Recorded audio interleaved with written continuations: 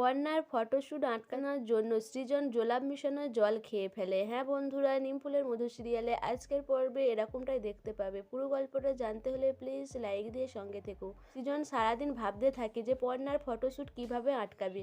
সে carrom খেলতে গিয়ে ভাবতেই থাকে এই কথাগুলো। তখনই তার বন্ধুদের মধ্যে একজন বলে ওঠে যে তার পায়খানা না হওয়ার জন্য সে জোলাপ খেয়েছিল, আর তারপরেই তার পেটের যন্ত্রণা আর বাথরুম যাচ্ছে আর আসছে। এই কথাটা শুনেই সৃজন ভাবে যে তাহলে আমিও যদি জোলাপ খাই তাহলে আমার পেটের যন্ত্রণা হলে পর্ণা আর ফটোশ্যুটে যেতে পারবে না। এদিকে মৌমিতা কৃষ্ণার কানের কাছে বলতে থাকে যে পর্ণার ফটোশ্যুটটা আটকাতে হবে। মেজো কাকি, তুমি যদি আমার প্ল্যানে থাকো তাহলে আমি এই কাজটা করব। কৃষ্ণা বলে, তুমি কি বলতে চাইছো?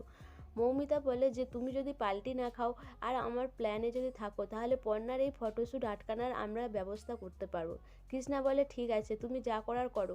মৌমিতা এই কথাটা শুনে সে ভাবে যে আমি ঈশার সাথে একটু প্ল্যান করে আসি, ঈশাকে এটা জানাতে হবে।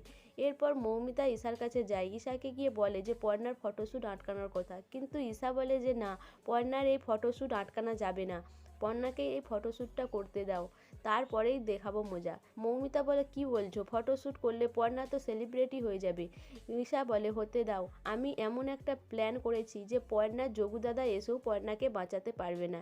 এই কথাটা শুনেই মৌমিতা খুশি হয়। এদিকে সৃজন পেটের যন্ত্রণায় ছটফট করতে থাকে। পর্ণা সৃজনকে বলে, কি হয়েছে? সৃজন বলে তার খুবই পেটের যন্ত্রণা হচ্ছে। এরপর পর্ণা যোগু দাদার কাছে প্রার্থনা করে সৃজনের পেটের যন্ত্রণা কমে যাওয়ার জন্য। সেই সময় অনুভবকে দেখতে পায় পর্ণা। অনুভব বলে, পর্ণা আমার সাথে চল। যে ছেলে পেটের যন্ত্রণা সহ্য করতে পারে না সে মা মা করে চিৎকার করে, আর তুই সেই ছেলের সাথে থাকবি? একদম তোকে মানাচ্ছে না, তুই আমার সাথে চ।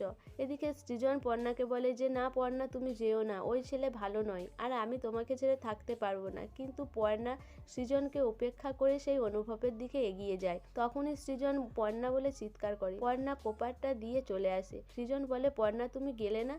পর্ণা বলে, না, তোমার পেটের যন্ত্রণাটা কমে গেলে তারপর যাব। সৃজন বলে, না পর্ণা, তুমি কোথাও যাবে না। এই বলে সৃজন পর্ণাকে জড়িয়ে ধরে। তারপরেই সৃজনের ঘুম ভেঙে যায়। সৃজন ভাবে যে সে স্বপ্ন দেখছিল। এরপরে সৃজন গ্লাসের জলে জোলাপ মিশিয়ে খেতে যাবে, সেই সময় পর্ণা হাত ধরে নেয়। বলে, সৃজন এটা কি করছো? সৃজন বলে, আমি জল খাচ্ছি। কিন্তু পর্ণা বলে, না, তুমি কিছু নিশ্চয় জলে মিশিয়েছ।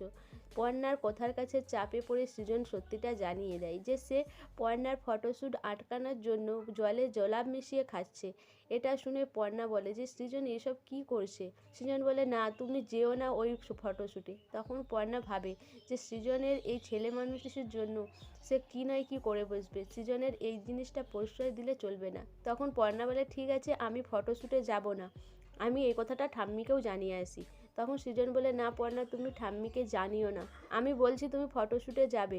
কিন্তু পর্ণা বলে, না, তুমি যদি আবার এরকম কিছু করো। সৃজন বলে, না, আমি এরকম কিছু করব না, তুমি ঠাম্মিকে এই কথাগুলো জানাবে না। এরপর পর্ণা বলে, ঠিক আছে, আমি ঠাম্মিকে জানাবো না, আর তুমি ফটোশ্যুট নিয়ে এত টেনশন করো না, তোমার আমার ভালোবাসার মধ্যে কোনোদিনও কেউ আসতে পারবে না, আর ফটোশ্যুটে আমি বর্ষাকে নিয়ে যাব, ঠিক আছে? এই বলে পর্ণা আর সৃজন শুয়ে পড়ে। কিন্তু সৃজন মাথা থেকে কথাটা বার করায় না। সে ভাবে পর্ণা বর্ষাকে নিয়ে যাবে বলছে ঠিকই কথা, কিন্তু বর্ষা ও যা বৌদি ভক্ত, ওর বৌদি যা দেখাবে ও তাই দেখবে। বর্ষার উপরে আমি ভরসা করে থাকতে পারবো না, আমাকে নিজেকেই কোনো একটা ব্যবস্থা করতে হবে। এর পরের দিনে বর্ষাকে পর্ণা জিজ্ঞাসা করে যে বর্ষাদের প্রোগ্রাম ছিল, বর্ষা যায়নি। বর্ষা জানায় হয়তো প্রোগ্রামটা ক্যান্সেল হয়ে গেছে, পিগলি তো তাকে কিছুই বলেনি।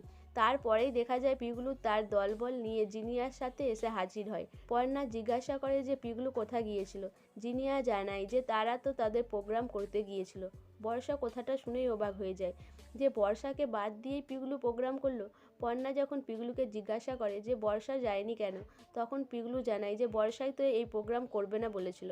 বর্ষা এই কথাটা শুনে কেঁদে ফেলে যে পিগলুকে আমি কথার কথা বলেছিলাম, সে একবার আমাকে জিজ্ঞাসা করারও প্রয়োজন মনে করেনি, সে জিনিয়াকে নিয়ে এই প্রোগ্রামটা করে ফেললো। এরপর বর্ষা ওখান থেকে চলে যায়।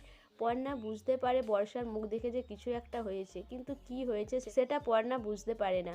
সো বন্ধুরা, পর্ণা কি শেষ পর্যন্ত এই ফটোশ্যুটটা করতে পারবে, না সৃজন যেন তেন প্রকারে এই ফটোশ্যুটটা আটকাবে? তোমাদের কি মনে হয় অবশ্যই আমাকে কমেন্ট করে জানাবে। আর আমার ভিডিওটা ভালো লাগলে প্লিজ সাবস্ক্রাইব করে দিও, আর লাইক কমেন্ট শেয়ার করো।